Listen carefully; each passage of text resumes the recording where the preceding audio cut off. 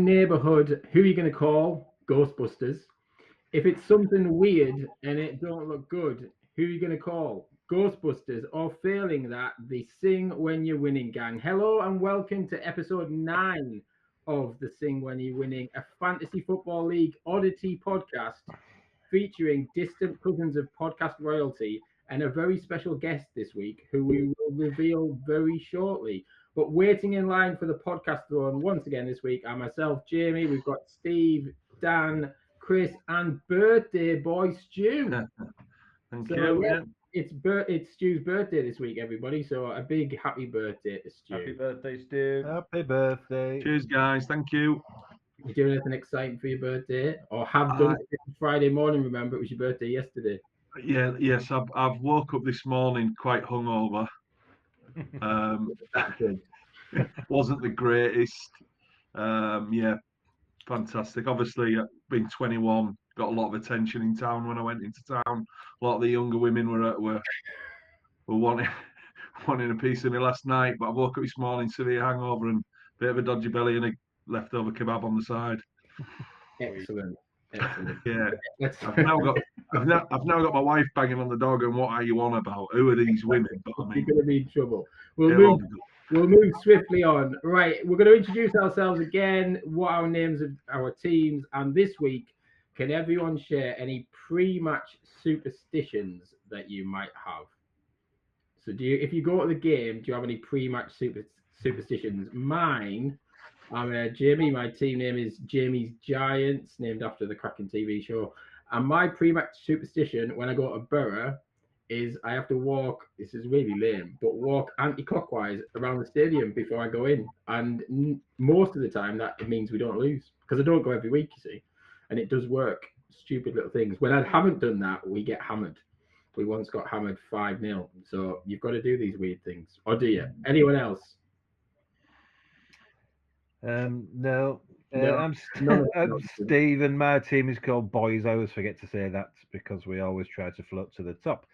No, I support Leeds. There's no point having any superstitions because whatever can go wrong, it generally does go wrong. So whatever I do pre-match isn't going to change that. So no, other than trying to get a pint, that's about it. And the car parking space. They're just pre-match rituals. Dan, are you with him on that from a Leeds point of view? Yeah, there's no point having any kind of ritual at Ellen Road. It's just, and obviously, were I to do anything, it would be the opposite effect. So I'm Dan. My team's definitely cursed 11, and I mean, you're talking to an actor with like the most superstitious people in the world, but yeah. When I played football, I did have a pair of lucky pants. Oh. That were really, really lucky. They fell apart at the end of the second season, and they weren't lucky anymore. So were you a one-season wonder with your lucky pants? Is that what you're telling us? Yeah. Very good. You need some new ones, Dan.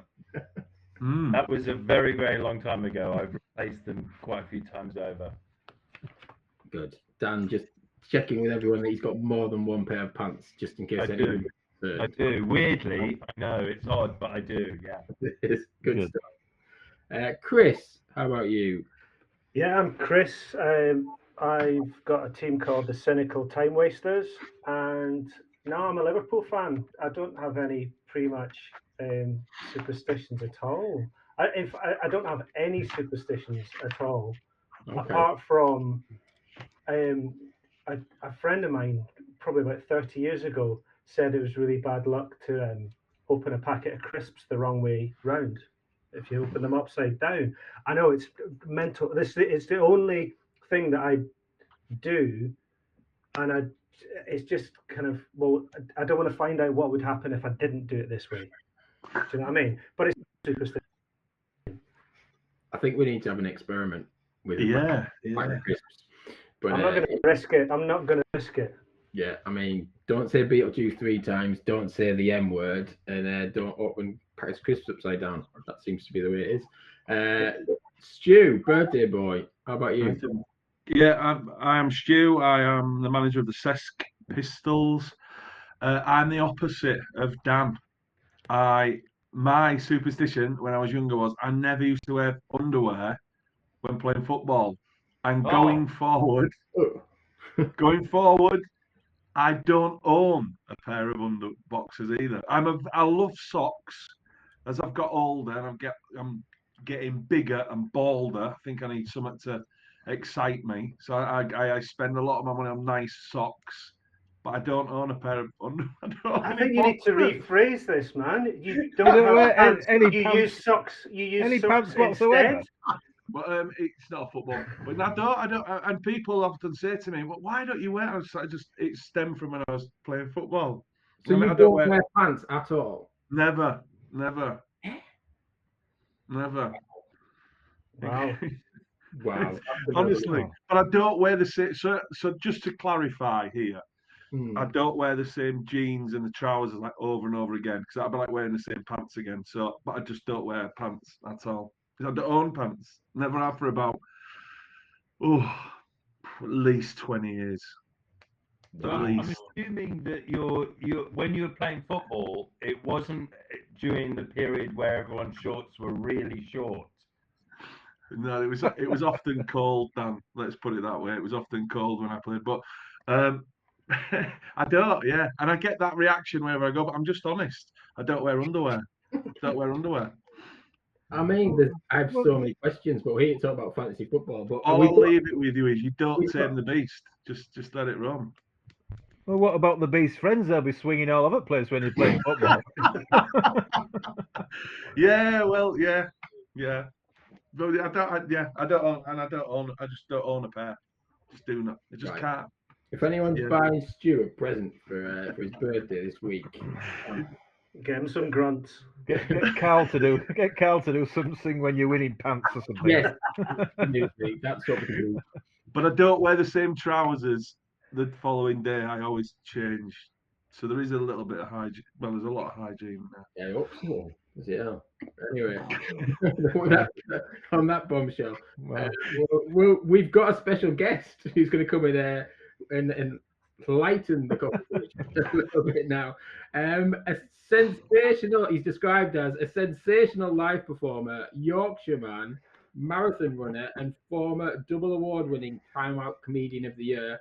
Back in the day when he was a mere whippersnapper, he had a stint presenting Channel 4's The Big Breakfast, and he also presented radio shows on XFM in London and Manchester.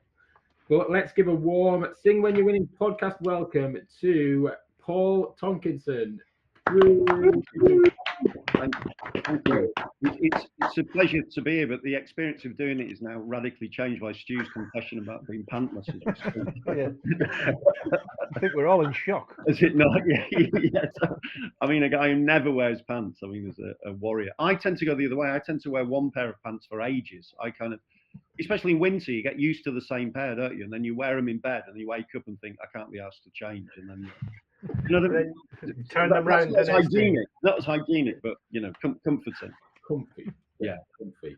And how long have you been playing fantasy football then, Paul? I'll be honest, I'm barely playing now. I've got to be honest. I mean, it's like you sounded me out in the summer, presumably because you realise that I tend to tweet a lot about when I'm watching games and get quite involved. Yeah. My team's Man Utd massive, and I'm a Man United fan. And yeah, so you reached out, and I said yes, and I picked a team, and since then I haven't really done much. So I'm here to learn. I'm here to learn from people who are into it, and invigorate my squad. And it seems like everyone picks Haaland, and then that's what I did. I just picked Haaland and just let it take care of itself. I appreciate there's a lot more involved, and I'm not doing particularly well in the league. So yeah, this season I don't think there's much more involved in captaining him and then hoping everyone else chips in a little bit. I think that's the way forward. Yeah. But we've got a special feature later on in the show, especially for you, Paul, and your team, so you can listen out for that. But we'll have a chat in a bit more detail soon. But let's have a review of game week 5, or as other people like to say, what happened last weekend in the footy. So, has anyone got any thoughts on the nonsense that was refereeing in Man City against Arsenal? Anyone want to pass comment on that? Well, I loved the bit right at the end when City equalised, and there should have been some kind of sound effect of Haaland chucking the ball off Gabriel's head, a kind of doink. It was brilliant. I loved it. Absolutely loved it. He is awful, isn't he? But I mean, you know, if he played for anyone else but City, you'd like him. But Yeah. you know what I mean? Just the fact he's sort of evil embodied makes it difficult to look at him. It was class A shithousery, wasn't it? Yeah. The guy's incredible, isn't he? He's a bully and he's brilliant and he doesn't care. And did you see the afters with Arteta? Yeah. Stay humble and all that. I mean, it's fantastic stuff, you know. But he'd be a perfect member for the Crazy Gang, wouldn't he? Remember the Crazy Gang? Absolutely, of course. Yeah, totally. It just fits straight in there, wouldn't he? You know, even fashionable up front. Yeah. There was something really pure about the second half, wasn't it? I know it's all a bit part of the bus and stuff, but to watch that in action, I mean, I'd loved it if Arsenal had held on, but it was like but it always felt inevitable. It just felt they're going to get an equaliser, and Grealish changed it, but. Yeah, hopefully they'll be inside by February. You know, that's sort of. Pep will be on B wing. Do you know what I mean? Haaland will be the main guy bossing the showers, and it'll be all over. Then we can get on with football again. Do you know what I mean? Yeah. Although Liverpool might get a couple of premierships out of it, I'm even prepared for that to happen because I just say they're just killing it for me personally. But, yeah. But that's only what Man United did to everybody in the 90s, isn't it? So yeah, but it wasn't quite. It was a team of like the core of it was a lot of local lads as well. Although I know what you mean, they did dominate, but this feels a little bit different. But yeah, personally, you know, but spoken as a Leeds fan, I accept that. I'm a Leeds fan, and I kind of agree with Steve, but I also feel that United kind of did it. You felt that they were a better team. They'd worked hard to get where they were. They weren't necessarily buying massive amounts of players. They'd buy one, maybe two big players a year, but it was never 3 and 4, 5 big players coming in, and you're like, what? Where the hell are you? I even as a United fan, I thought it was getting a little bit unfair when we bought like Rio Ferdinand and stuff like that. I thought this is. Do you know what I mean? There's a point where you think. Yeah, I remember at the time thinking if they buy Shearer, then it's game over for 10 years for everybody. Yeah. And so I was quite glad that never happened. Yeah. And I'd say, as one of several Leeds fans, buying Rio was really painful. Yeah. But, especially post Cantona, and Alan Smith. I mean, well, at least we got good money for Ferdinand, anyway. Yeah, I've met Alan Smith. Alan Smith's a lovely fella, isn't he? But he's a really nice lad. My father-in-law used to be his teacher up in West Yorkshire. I think he lives in the south of Spain right now, doesn't he? He's just. Yeah, I don't know. I met him at a gig. He was just really friendly and down to earth, and he was a good little player for United. He was good. Yeah, just injury, wasn't it? I think Fergie had him earmarked for like Roy Keane's slot. I think, didn't he? From what I've read. Yeah, he was a good player. I think that City is sort of. I don't think people care about them that much. I almost see them as something outside the league. They're just on their own thing, and I don't know. They've sort of reduced it as a meaningful. You know, I prefer and this obviously pains me to say, I prefer Liverpool or Arsenal to win the league. They just seem like more proper clubs. There's something I don't know. They just leave me a bit cold. Yeah, I don't really mind, but you don't want to end up like Scotland, do you, where Celtic are winning it for 12 years in a row or something. Yeah, I get that. Yeah. I don't really mind who wins it, really. Yeah. Apart from Man United. You don't have to worry about that. You're safe from I was just about to say, Steve, what? Anyone? I mean, within reason. Yeah. Leicester even, whatever. Yeah. When Leicester won it, that was great though. It was a great moment. It was amazing, wasn't it? Yeah. We just got away, and everyone sort of couldn't believe it was going to happen, and then it was too late. It was brilliant. Yeah. And as Lee's not here, can say, and the fact that it was Spurs that tripped up made it even funnier to me. But there you go. Yeah. But Lee's not here, so we can say that. Shall we review the scores across the fantasy football divisions in SWYW, Steve? We shall, yes. So in the Premier League, there was a high-scoring draw for Chris, you against Steve Taylor, 80 each. Wow. Yeah, and that was unexpected because, well, you said the final scores, and I was losing by 4. Well, Yeah, I'd then lost. must have, I'd lost by 4, but then I gained 2, and Steve lost 2. So that just utter jam, utter jam. point then rather than frustrating if you lose by 1, isn't it? Yeah. Top of the table, Mark continues with his 100% record. He's won all 5. He beat Andrew Chester, who was 3rd. Tom Bird just beat Faris 60-56. Dan just lost versus Jersey Chris. Rick got a very poor 38 and lost to Tom Roberts. And the score of the week was Nikolai, who got 85. So that was the most out of all 4 divisions. He beat Richard 63. Isn't it? Nikolai had the worst score of the week last week and was rock bottom of the Premier League at the time. And if you weren't listening, Paul, last week, but last week we had Joe on, who's a good friend and collaborator of Nikolai's, and he sent a message to us before, which Joe reflected on slightly and said it's a bit sweary and I'm not mentioning it. So after the pod, he told us what it actually was. Right. And I don't know if I can even say it. Can I? Yeah, we'll put a like restriction thing on it. So just go for it. But basically, his message to us was, "You can tell those guys to go and f themselves. I'm at the effing United Nations trying to save the world, and they want to take the piss out of my FPL team." Priorities, isn't it? Priorities. Yeah. Save the world is no excuse. Good luck with that. Yeah, good luck. Bollocks. Anyway, But he's listened in, and he's got a he better. got a win anyway. He won. It changed his I reckon he fortunes. listened to this podcast and he's learned. So there you go. Probably sat there at the United Nations sorting his team out. Yeah. Listening on the old radio.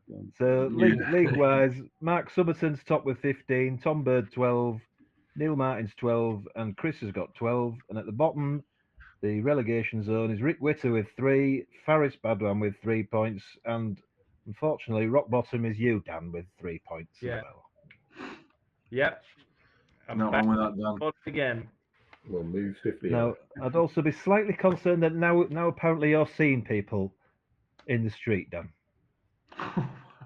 Visions. Oh, right. Yes. Unfortunately, the paranormal didn't tell me who I should get in this week, so I had to guess. I tell you what, I hate this game. Honestly, 50% of the other teams I would have beaten last week, and if I just who would have thought if I put Chris Wood on instead of João Pedro, I would have won. But there you go. You never know. This is the game. It is the game. So, championship, the top scorer was Tom Gregory, who is top, who's got 81, who beat last week's guest Joe, who only got 42. Jamie, you were next with an 81 also, and you beat Alistair Griffin, the manager of the month, who's now not won since he won manager of the month. Rich Lay beat Mark Morris by just 3 points. Jim Daly beat Ross by 1 point, and Henry beat Tim Ward by 2 points. Tom leads the way there, 100% record 15. Jim behind him on 12. Carl on 12. Henry on 10. And the bottom 3 is Lee, who's obviously not here tonight. Tim Ward with 3 and Jonas with 3. Which ends that one. Into League One. Top scorer there was Anton, who got 83, beating Andy Cousins, who got 81. So that was unlucky for him. Also getting 81 was Craig Wilson, which was his first win of the season. He beat Rich Pipes, who was top, and that was his first loss of the season. And Nigel Clark got his first win, who beat you, Stu, and you're currently with no points, Stu. There was low scoring wins for Lee Nicholson, who got 39 to beat Magic Ben, who got 35. Alex Renton got 42 to beat Frankie on a 39. And Ben Hope got 47 to beat Nathan Clark with a 43. And Steve Wybrant beat Gareth by 1 point, 56-55, which puts Steve in the top half. That table is now pretty close. Nobody's won every game. So the top 4 have all got 12. That's Rich Pipes, Lee Nicholson, Anton, and Jamie Hurst. And the bottom 3 is Craig Wilson, who got his first win, Magic Ben Taylor, and the bottom 2, Stu with no points, and Chesney rock bottom with no points. Oh, We are the one and only. hanging on in there with Chesney. Yeah. He doesn't wear any pants. He doesn't wear pants either, no. There we go. You've got that in common. Men with There no we go. pants have no points. If that, No pants, no points. I think the thing that upsets no me, pants, no points. That's the title. the thing that upsets me about it all is I genuinely think I'm good at this and I have a decent team. And actually, I couldn't be any further from the truth. I look at my team and think, how do I not get any points? And it's You'll just get You're not wearing any eventually. pants. We've established yeah. that. And I'm trying my best not to have Haaland in it, but I'm thinking I've just got to give in. I'm just gonna. You'll I'm get some changing the eventually. team. Law of averages, I'll say. I mean, last year Ben Taylor didn't have his password all season, and he had Mitrovic up front, and he still won 10 games all season. Yeah, Mitrovic as captain as well. Yeah. Is it seen as morally a bit reprehensible to have Haaland in the team? Then, is it? Or No. or just a little bit lacking imagination, kind of bit route one, is it to go? For Can I Haaland? just say, I think so. I do. I think so. Fair enough. What's up, Dan? since I brought in Haaland, I've not won. So there you go. Stupid bloody game. So, and the last one, into the Conference League, the highest score was Alfie with an 84, who beat you, Paul, sorry, with a 58. All right, okay, cool. So quite easily, actually. Yeah. Neil Robertson, who also won the Open Snooker on Sunday, he beat Indy Hawks to win his game. There was a first defeat of the season for Duke against Pete Martini, 67-77. And Natalie Pike lost for the first time. She lost to George Pearson. Grace Maloney won by 1 point last week, and this week lost by 1 point to Vicky Sparks. So that's evened itself out there. And there were wins at last for Becky Bass, who beat Joe Singleton, who's very unlucky, getting a high score every week but seeming to lose to somebody. And Rob Lally beat Adam Constey for his first win. Pete Martini leads the way, 15. Then there's Natalie, Duke, George, and Vicky on 12. And the bottom three is quite a few people on 3 points, but third from bottom is you, Paul. Okay. Then Joe Singleton with 1, and Chris Murray is the third person in the league, the whole league, with no points. But presumably he got pants. Exactly. You've got to have pants to have points. But maybe we'll have to ask. Maybe that's the thing. Yeah, everyone gets asked now when they come out. I mean, it seems like a strange thing to ask, but I just assumed before tonight's conversation, this Friday morning's conversation, that everyone wore pants. I did as well. I did, especially in winter as well. Yeah. Must get cold, Stu. Must get cold. So it's like And Stu's a plumber, so there's a lot of time on his knees there. And The rear view with those shorts in the summer must be something to behold. so, it just toughens up all the time. Yeah. It just toughens up. Over time, you just get used to it. Don't matter what, just get on with it. I'm sure the customers do. Yeah, I'm sure they do get used to it. You just got to keep swinging, Paul. Keep swinging. Should we look ahead to next weekend, to this weekend's games rather? in the Premier League, we've picked 3 games as ever. We go for what's arguably, well, there's 2 big games this weekend, isn't there? There's Newcastle, Man City. Anyone thoughts on who'll win that one? Saturday lunchtime? I think Newcastle are going to get absolutely battered. Yeah. I think so. They've just been fluking wins or just And I know that, if you're going to be a contender, you need to win when you're playing badly. But, oh, man, I think, especially after City were kind of, they're annoyed now. It's going to be so irritating watching Pep just sort of work out the winning without Rodri puzzle in about 10 minutes and then just dominate again. You know what I mean? He's just like, he's so bright. I mean, I know I don't like City, but I mean, he's such an intelligent coach, isn't he? It's just, and obviously they've got great squad depth and stuff, but I can see. I think I'm with you. I can see them. I don't think they're going to batter them, but I think they're going to fairly comfortably beat Newcastle. Yeah, I agree. I think they'll win. I don't think it'll be a heavy one, but 2-0, maybe 2-1, 2-0. Yeah, I was going to say 2 or 3-0. Yeah, something like that. Yeah, I thought Newcastle were very average against Wolves, but they pulled out the win late on. So, but yeah, at home though, you never know with that crowd at home Saturday lunchtime, stranger things have happened. And it's on the telly and all that good stuff. What about the arguably the most dire game of the weekend that Monday Night Football have managed to pick? So I don't think any of us will be watching this next Monday. Bournemouth against Southampton. Anyone? Bournemouth 2-0. Yeah, I think Bournemouth at home will win. Yeah. But that's Monday Night Football to look forward to, everyone. Yeah. I might go there that night. And Man U Spurs feels that Sunday's big game on Super Sunday. Any thoughts on this one? Again, I think this could go. It could be mad. Yeah, it could be 3-3, couldn't it? Yeah, I'm going to go with them. As much as it pains me to say this, I think Man U are going to win. I mean, I'm always sort of. I always think my team's going to win. So United have been playing a lot better this season. They've been conceding less chances, creating more. They look more compact. Xerxes looks good, but then they're not scoring enough. But I think we're going to beat Spurs definitely. I think so. Yeah. We've got a decent record against Spurs. They're just one of those teams. Styles make games, don't they? And we just tend to beat Spurs more often than not. But with North Trafford, I'd expect you to beat Spurs. Yeah, you'd hope so. Yeah. But it could. You never know. It could be like high scoring lunacy. But anything's better than last season. It was like watching basketball last year. Watching United. It's much more compact now. They've got more shape now. Do you think they'll stick with the manager, Paul? Yeah, I think they will. Yeah, I mean, I'm pleased they did, and I think they will. I think they'll give him at least a season, and by then we'll know. But I think there's signs that a style's emerging. He's won trophies, which I know you want league progress, but it's good to win stuff. Do you know what I mean? He shows something, and the win against City was huge in the cup final. And these things just buy you.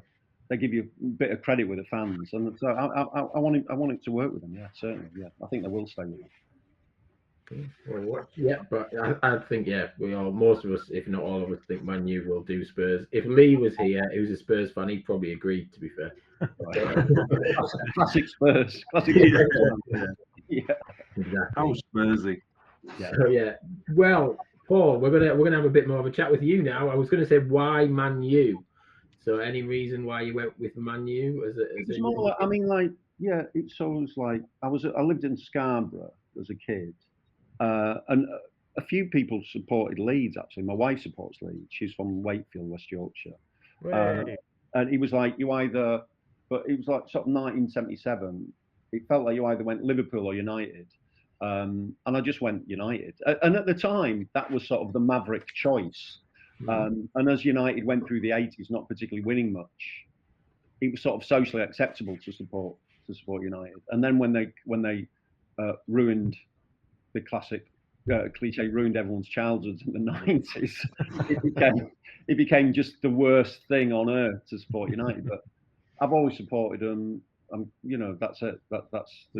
There's just something about them that I always loved. That 77 team, Macari and the Pearsons, and Martin Buchan and all that, the Greenoffs, and I don't know if you just sort of might have been the kit. Who knows? They beat Liverpool in the cup final. I started supporting them. That was it. Really. Good stuff. And were there any particular highs or particular lows of supporting them? I mean, you've had lots of highs. It pains me to say that, but anything. Yeah, we've had lots of highs, but there was a lot of missing out on winning the Premiership when you thought you were going to win it on the last day of the season before we'd won one was tough. And the last few seasons, I mean, losing 7-0 to Liverpool, these are pretty dark days, and playing so bad with so little shape and so little spirit, at times the last couple of years it's been like the players don't even like each other, when you're watching a team, it's like, do these guys actually know each other? There was something about it just wasn't cohesive at all. So So that it's been a fair, but it's been just a bit grim. You know, but last season was a glimmer of hope. It was like the best bad season you could have. It was like we stopped Liverpool, we stopped Klopp's farewell tour, taking shape. Apologies. We denied Chelsea, you know, in Europe on the last day of the season. We won the cup against City. Do you know what I mean? There's some nice things happened in a bad season. Yeah. And obviously, in terms of like great things, obviously the treble stands out as just like head shredding and fantastic. And I lived in North London at the time. Well, I still live in North London actually. So, and that was a time when the rivalry between United and Arsenal was really, really intense. So I lived in the middle of a lot of Arsenal fans. I mean, people used to have rows in the street and stuff. It was like, I don't know, it was proper rivalry. Yeah, and me and mates just ended up when we won, just going around all the pubs, just shouting at Arsenal fans out of the car and getting chased and fucking. It was just a proper old wild night. Do you know what I mean? It was just like, just really good fun, you know. And like when United beat Arsenal in that season in the semi-final of the cup, and Keane got sent off, and Schmeichel saved a penalty, and the Giggs goal. And these are just amazingly. Just like crazy moments, and again part of that Arsenal rivalry that doesn't really exist anymore because we're not good enough to sort of deserve it. So yeah, highs and lows, and we're in the doldrums now. But obviously, doldrums, like you're winning cups and stuff, so it's all relative, and I'm very conscious of that. Some teams just don't win any. I get it. I totally get it. And maybe in the next few years we can start to compete again. You know, with the Cities and the Arsenals, and you know, and I think Chelsea are going to be very strong the next few years as well. Very good with all those players, but I think there's something about cup final day. I don't care who anyone is. Everyone always feels a bit of jealousy, I think, on cup final day for the team that wins the cup. Yeah, I think it's still got something. Obviously, the FA Cup's always magical to a certain generation, but even now, kids watching it, they want their team to be in it, and there's something about, you know, the surprise of it. And winning last year was great. The second goal was just beautiful. And yeah, so it's like it just always reduces me to like abuse. I go and see some games, but not many. And so it just reduces me over the afternoon to like a drunk, angry man screaming abuse at the, you know, when Ahmed scores the goal against Liverpool in the last minutes and stuff, it gets pretty brutal, you know. I'm like that when Steve puts my results up every bloody week. Yeah, but there's no surprises though, is there? You're an angry, pantless man, though. Yeah. I'm glad Klopp's gone from Liverpool because he was very good, annoying. Although I think Slot's going to be similarly annoying as well, actually. But yeah, how are you feeling about Klopp going, mate? How do you feel about it, the new arrival? What do you reckon? Sorry, I think I'm really chuffed. I was a bit gutted when I found out that Klopp was going, but I loved the fact that he was doing it on his own terms. And that we weren't going to have to go through the kind of, no, you've had your time, and you know, so that kind of the human side of it, I felt good that he left, and he seemed really happy with it as well. So because I think he's a genuinely nice fella. I think he is. Yeah, I think he is definitely. Yeah. And Slot seems to be, dare I say it, slotting in quite well. I didn't prepare that. I didn't Google that or anything. So all my own work. But no, he seems to. Thank you. He seems he seems to be doing all right, and he's played against the Klopp. He's played against the Klopp persona, hasn't he? Sort of. Obviously, he's been his natural self, but he's not doing all the chest thumping, whatever. But he just seems like a guy who knows what he wants on a football pitch, and they've understood it really quickly. Yeah, and they also seem to know what they want to do as well. And he's impressive. He's annoyingly impressive early doors. I just wish he wouldn't tell everyone how to beat United on telly the minute after he's done it. Do you know what I mean? just hold off a little bit. He just seems to get angry, Klopp, though, didn't he? When he first came, he was all smiley and happy, and I thought he's a nice guy. I can get along with him, and then In the latter years, he just sort of ate into him a bit, didn't he? And he was a bit bitter about everything. And he started moaning about how they didn't have enough money to spend and stuff, didn't he? When they'd spent like 200 million or something, and definitely. Man City have got more, so it's not fair. Yeah. He did like a moan, you know, and he could be a bit off with the reporters post game and stuff. But as I say, if he was your manager, you'd just be it's just a bit of there's always a bigger fish, isn't there? Yeah. Right, we've all got homework as ever this week to have a question prepared to ask you, Paul. So we've all got a question. The first question for me, which won't make any sense because you've not been listening to the podcast, is which episode of Radio Man was the hardest to record? I would say the second one. Yeah, I agree. When I listened to it back, I thought that the ending must have been a bloody nightmare. Well done for that one. Next question came from Lee, who sadly can't be with us, but said, I was going to ask why some troops at the end of the Gulf War got entertained by you, Paul, and he ended up with Bobby Davro. I mean, that's just pure luck of the draw, isn't it? I mean, I was one of the first comedian sort of entertainers to entertain the troops after the second Gulf War, and I went in and we were like doing huge gigs in Basra with like a stage and like tanks either side and like 3,000 troops in front of us. I was part of the first lot in, and it was me, Bjorn again, a juggler, and a Bee Gees tribute band. And we all met each other at the airport, and the Bee Gees guy, they obviously had quite large teeth, you know. And naturally. And I just went up to them and went, Bee Gees, and they really took offence. They were in a real mood for the next few days. You know, I thought it was like, you know, but it was those gigs were really exciting actually, and it felt really useful. And there was sort of a sense of optimism really on. Obviously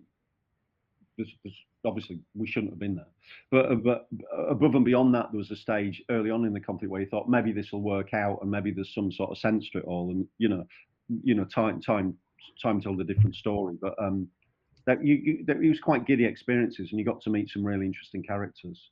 And I ended up in hospital once because I got seduced by the sort of homemade hooch that some of the lads had, some like vodka that they'd been brewing on their own.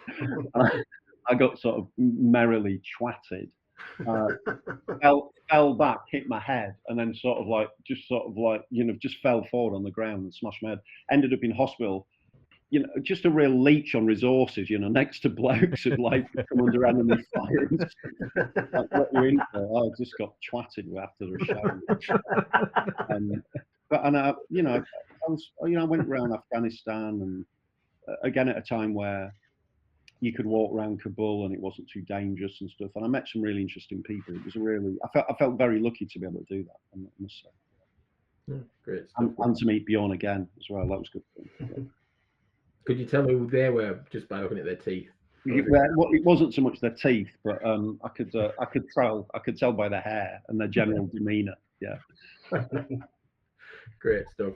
Who else has done their homework and's got a question for Paul? Chris. Yeah, this is a United question actually, and so my question comes in two parts, Paul. Go on then. Who's the most underrated United player in your opinion, and who's so overrated and underrated? Yeah, that's a tricky one because people normally say Dennis Irwin underrated, but I'm not so sure whether that's true because he's sort of widely recognised as one of the best, you know, the best left backs existent. I would say I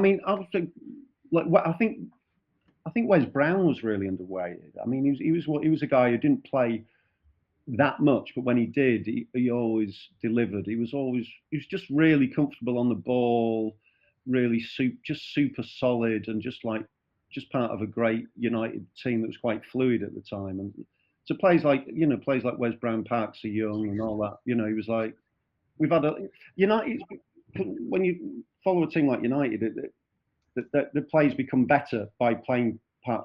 They're more than the sum of their parts. Do you know what I mean? To people like Gary Neville's a fantastic footballer, but say John O'Shea or whatever, was just like he just fitted in at United, and before you know it, he's scoring goals against Arsenal, he's lobbing the keeper, he's nutmegging players, he's looking extra special because there's just something about that team that gelled, you know. In terms of overrate, it's a tricky one. Yeah, there's no name that sort of pops up. I mean, you know, people like it's funny the underrated because you almost want to say teams like players like Bruno Fernandes is really underrated because he's routinely castigated by pundits and stuff. But you look at his stats and the guy's exceptional in terms of like assists, you know, win-lose ratio when he's playing. He just plays on the edge. So when he makes mistakes, he looks really daft. But he's constantly trying to break teams down. So his pass rate percentage isn't that high. So he's sort of like, you know, maybe he could be a shout for underrated. I'm thinking, and then, you know, Ronaldo when he came back was a bit of a mistake. So maybe that was a bit of an overrated episode in United's history. It didn't fit the structure of the team. It just wasn't right. So I think maybe there's a shout for Ronaldo too being a bit overrated. Good answers. Good answers. Good stuff. Steve, have you got a question lined up? As part of the comedy circuit, then, Paul, obviously part of that is hecklers. What have you got a best or a worst heckle that you've received? You've just nicked my question. It's all right. It's fine. It's fine. Stop heckling me. Don't get your knickers in a twist. I try and I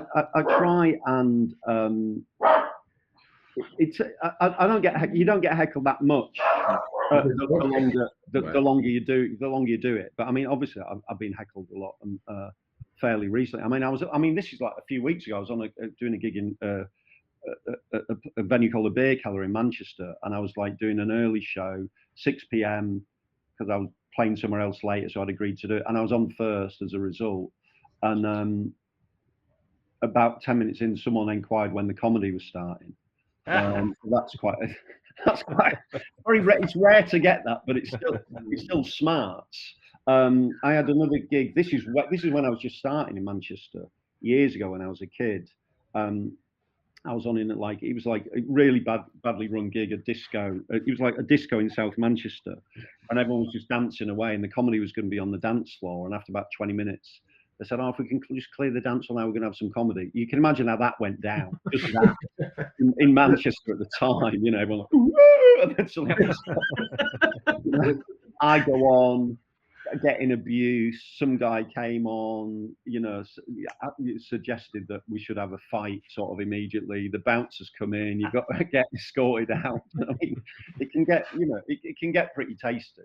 But generally, you don't get heckled so much. The worst thing is if people just start talking. I mean, if you're at a case now, but I find myself in a corporate environment, I don't really do many corporates because my act just is not suitable. But if anyone's stupid enough to give me some money, some decent money, I will happily die at a corporate. And it's just the slow realization that I'm not suitable, and then the chat starts, and then you're just a bloke just chatting to yourself. Do you know what I mean? It's like that can get a bit grim, you know. But it's not for the faint-hearted, but it's more than made up for the majority of gigs, which just go down really well. Especially, it's like anything. You get to be able to do it the longer you do it. Do you know what I mean? So yeah, it's good fun. Great stuff. And Dan, you never do your homework. Have you got a question? Yeah, just to give Stu some more time to think of a new one. So I have regarding pants. Yeah. Yeah. I have a mate who's a City season ticket holder. Right. And his main thing that he loves to point out is that Man U aren't in Manchester, that they're Greater Manchester, and his wife likes to point out that the Etihad is not in Manchester; it's in Greater Manchester. I'd like thoughts on the geography of your football teams, please.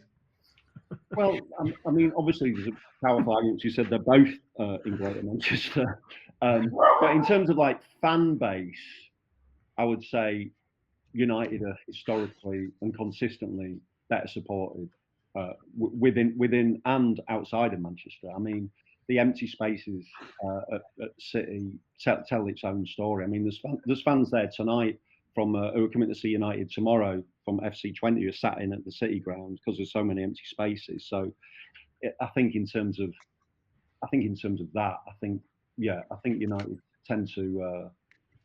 It's said they don't have much support in Manchester, but my experience of living and working in Manchester and going to games tells a different story. It has to be said. That's right. Okay. I'll let them know. Stick their inflatable banana up their ass. Do a Posman. Stu, you got a quick question? Yeah, I've just thought the top of my head. I was a big breakfast. I loved the big breakfast when I was younger. Thought it was fantastic, and I enjoyed it pretty much all the way from its starting to ending. Really, if you can remember, who would you say disappointed you as a guest, and who would you say impressed you as a guest? I mean, it's quite. I mean, when I talk about things like the big breakfast, it was like.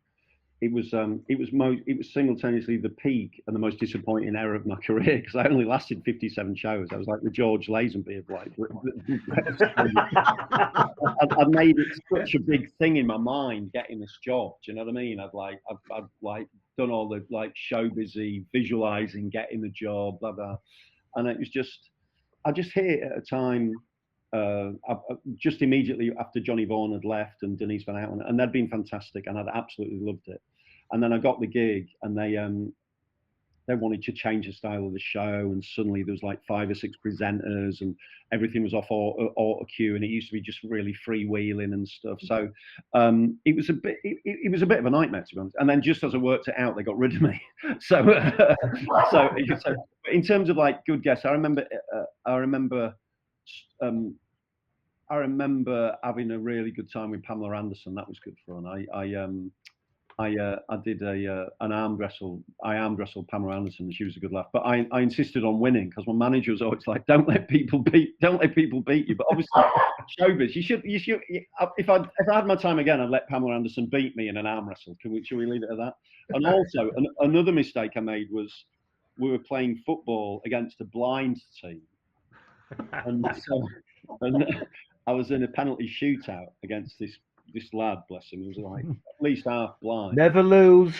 And again, my manager was like, you know.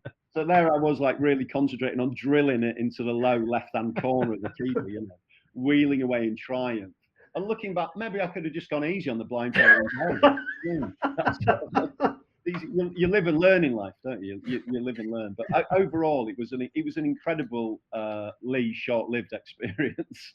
But it was, it was good fun. It feels like another lifetime now. Do you know what I mean? But it was a laugh. Do you know what I mean? It was a good. Who was the girl who you presented the Geordie girl? What was she called? Donna Rare. Donna Rare. Yeah, no, she was great. She was a right laugh, and then she married a bloke who owns a zoo. This really rich bloke called Damien Aspinall, I think. I remember her getting ready for the first date with him. Oh, I think he's dead rich, like, and she was trying on different outfits. But no, she was great. She was really good fun. The whole team was good fun. It was just timing, I sort of almost ended the big breakfast really when it was meant to be like this big this huge thing for me, There we go. You live in there. It's all good. It was like Brian Clough at Leeds. Yeah. Throw them medals in the bin. Yeah.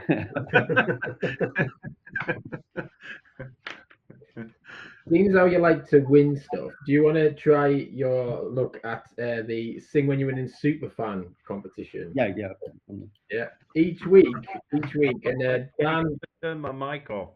To be clear, Dan, you're not taking part. So as exciting as it is, if there's a question, just you're not taking part. Each week, we're going to test our guests' footballing knowledge and see how many questions they can get correct in 90 seconds. Okay. And after last week, well, Joe had a little bit longer, but he's currently top of the league with 6 in 90 seconds, which is quite good.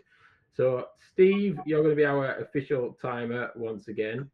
And Stu, as your birthday boy, do you want to keep score this week? Yeah, no bother.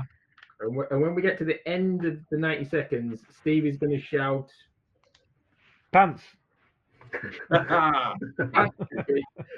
So, are you ready, Paul? We Yep, will start ready. when I ask the first question, and you've got 90 seconds. All right.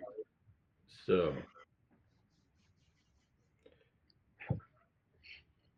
two English players have won the World Cup Golden Boot.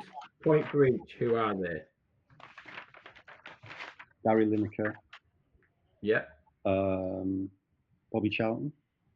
No, Harry Kane. Harry Kane. Yeah. The other one, believe it or not. Which Swedish footballer once had a clause inserted into his Premier League contract that prohibited him from travelling into space? Don't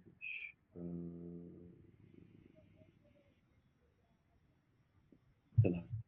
Stefan Schwartz, as random as it is. English rock star Elton John has been twice owner of which football club? Watford. I thought I had to give you an easy one after that. No, fair enough. Yeah. Thank you. Appreciate it. Yeah. Which Portuguese team did Ronaldo play for before signing for Manchester United? Sporting Lisbon. Yeah. Who is the only player to win the Champions League with 3 different clubs?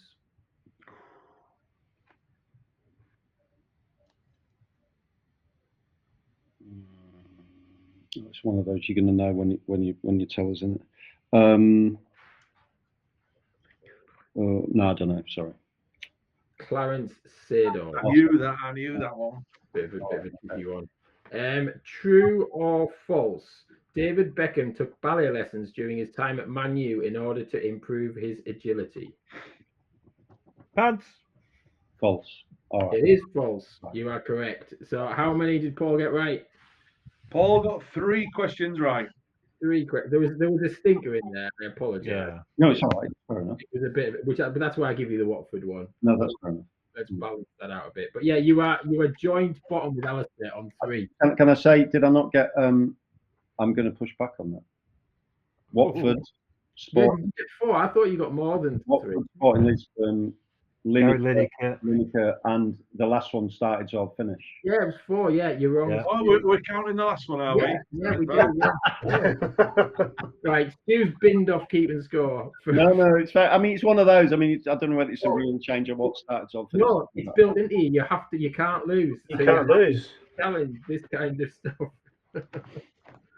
Right, Paul. so yeah, you are joint second then with 4 points. I think Paul probably needs a few tips, so we could give him some quick I'm ones. going to give you some quick tips. Well, Yeah. My main, I suppose the main thing is just pick plays for utility, isn't it? Not just because you like them and they're good. Like like Mainu doesn't set up that many goals, so get someone who does set up goals. Do you know what I mean? Just study form, basically, isn't it? That's what it needs. Yeah, I think if we're looking at your team, I'm just looking at it now. Forwards wise, you're all right. You've got Jackson and Haaland. Yeah.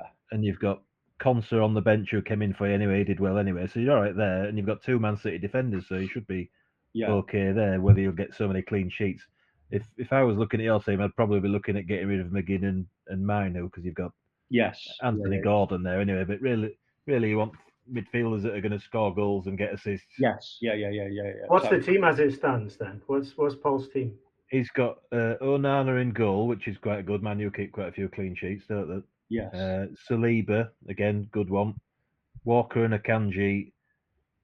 He did have Zinchenko, but he didn't play, so that didn't happen. So Fernandez has got as captain. McGinn, Gordon, Mainu, Nicholas Jackson, Haaland. So, and then on the bench he's got Martinez, Conser, Paqueta, and Gakpo. So he's got the kind of a basis of a decent side, really. But just got to get rid of McGinn and Mainu and just you need some. I mean, are you aware that you can make transfers? Yes. You can have 5. If you waited 5 weeks, you could have 5. I am. I just haven't. It's early season. I'm just having a little look at it. But no, you're right. You will be able to do like 5 free transfers now.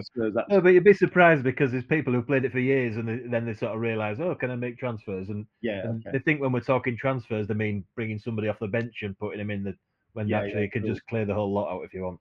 Yeah, cool. All right, I'll have a little look. I'll have a little look. Yeah. And you will have 5 free transfers now, so it'll be quite. Don't waste your wild card if you've got 5 transfers. Right. Okay. Cool. Brilliant. Yeah, save your wild card. I'm the wild card this week. Yeah, I did mine a couple of weeks ago. But yeah, chips and things you want to try and say you get 2 wild cards a season, so one before Christmas, so you can use. It makes sense to use that anyway. Right. Okay. Then you'll get another one after Christmas, but then your other chips, you'll find it at the end of the season, all the postponed games and things all get chucked in on a Tuesday or Wednesday night, and then you get what is called double game weeks. Then, so you get like Man City, you'll have 2 games in 1 week. When's the best time to pick you to sort of do your changes? Just last minute, obviously, because people get injured, people drop out, people. In terms of time, when do you guys? There's two different things to bear in mind. One is you have to wait if there are midweek games, or if it's after an international break, players getting injured. But also if players are getting picked a lot by fantasy players, the likes of us, then the price will go up. So you don't want to wait too long. Yeah.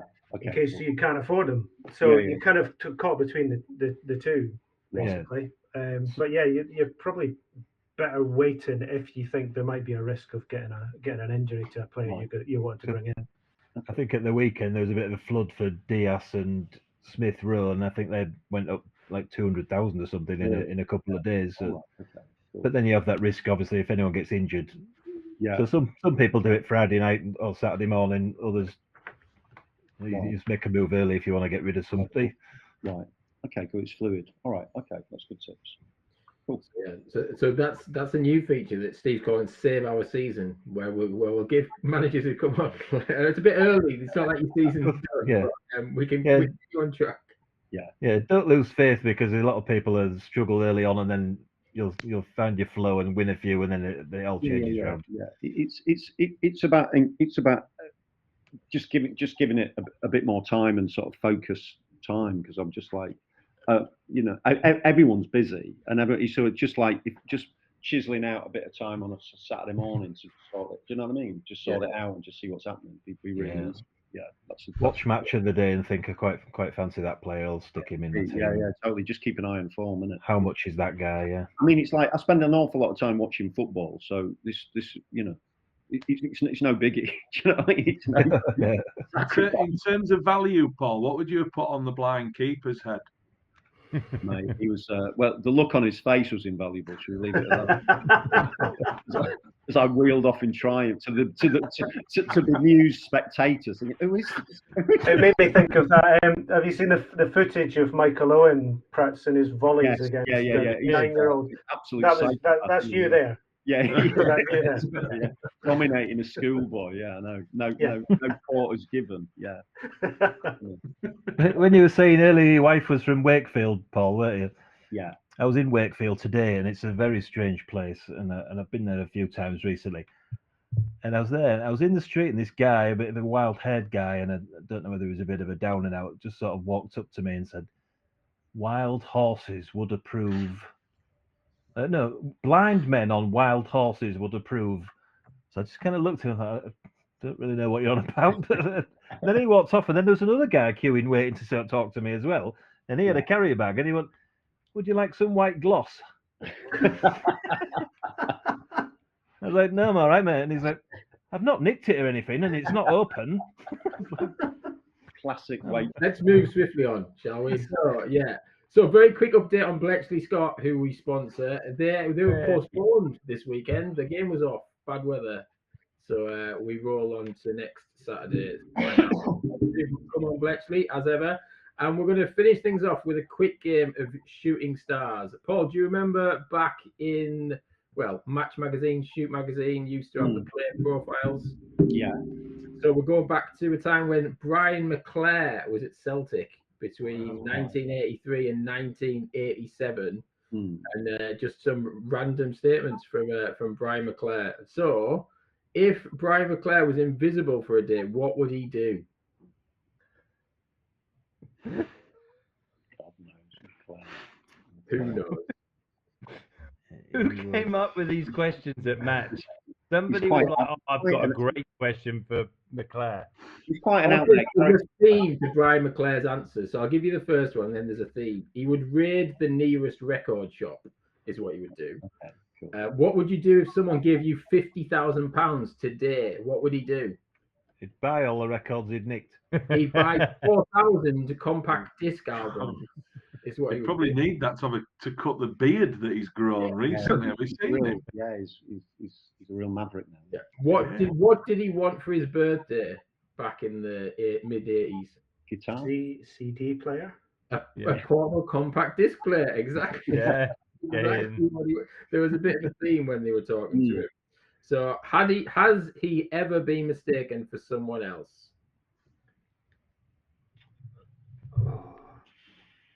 Dion Dublin. So they said, have you ever been mistaken for someone else? What was his answer? No. Stuart Adamson from No. Big Country. No. They just said no. That's it. No, he's never No. been mistaken. And who would you most like to meet? No. Who would you most like to meet? Who would he most like to meet? Of everyone in Nobody. the world? What? Nobody. Nobody, exactly. No. Yes.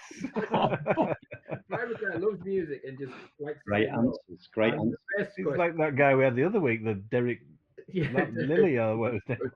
But the last question: what was the first car you bought, and how much did it cost? Everyone after 3. 1, 2, 3. Ford Capri. That's good. Yeah, I was going to say Ford. Wasn't Ford Capri. What was it?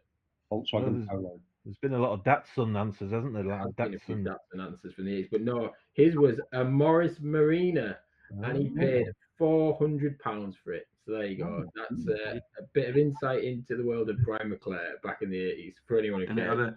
it had a CD player and it had one seat because he's a miserable bugger who don't want to talk to anyone. But no, I love Brian McClare for some. Of all of my He was a good player. Yeah, good player. Good player. Cool. Right. I think it's time to move on from this nonsense for another week. So thank you so much, Paul, for joining us. Really enjoyable. It's been really nice to meet you all. I appreciate it. Thank you. Oh, thank you. And good luck for the rest of the season. We hope that having been on the podcast, you'll go on to win this Yeah. week. Let's hope so. Yeah. But yeah, as ever, people can follow us on Twitter at SWYW_FPL. I also started pushing this shit on TikTok as well, trying to get the numbers up. So we'll see how we get there. And if you're watching this on YouTube, why not leave us a comment? Someone might do one week, and we might even discuss it in next week's show. But thanks as ever to Stu, Dan, Chris, and Steve, and we'll see you next week. Enjoy your footballing week. Keep on singing and keep on winning. Cheers. Take care. Cheers. Cheers, guys. Thank you. Bye.